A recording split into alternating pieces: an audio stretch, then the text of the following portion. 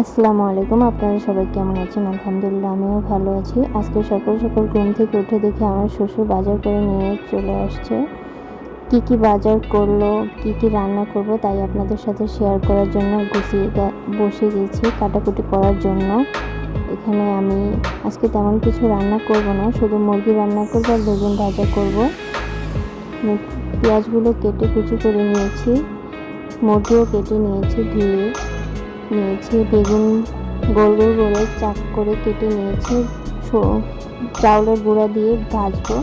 এখানে আমার শাশুড়িকে দিয়ে মুরগি রান্নার জন্য বসানোর জন্য বলে দিয়েছি, উনি আজকে মুরগি কষা রান্না করবে। কিভাবে রান্না করে তাই আপনাদের সাথে শেয়ার করতে চলে আসলাম। প্রথমে আমরা তেল গরম করে নিয়েছি, গোটা মশলা, গরম মশলা, তার সাথে পেঁয়াজ কুচি দিয়ে দিয়েছি, আদা রসুন বাটা, হলুদের গুঁড়ো, মরিচের গুঁড়ো, জিরা ধনিয়া গুঁড়ো দিয়ে ভালো করে কষিয়ে নিয়ে দেশি মুরগিগুলো ধুয়ে রেখেছি তা দিয়ে দিব। কিছুটা কষানো হয়ে গেলে আমি কিছু পরিমাণ স্বাদ মতো লবণ দিয়ে দিব। লবণ দেওয়া হয়ে গেলে আমরা অল্প কিছুটা পানি দিয়ে ভালো করে কষিয়ে নিব।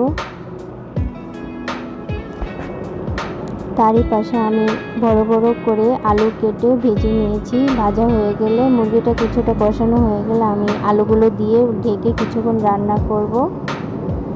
আমার মোটামুটি রান্না প্রায় শেষের দিকে, কিছুটা শুকনো শুকনো অবস্থায় নামিয়ে ফেলবো। আমার রান্না হয়ে গেছে। আমার ভিডিওটা ভালো লাগলে লাইক কমেন্ট শেয়ার দিয়ে পাশে থাকবেন। আল্লাহ হাফেজ।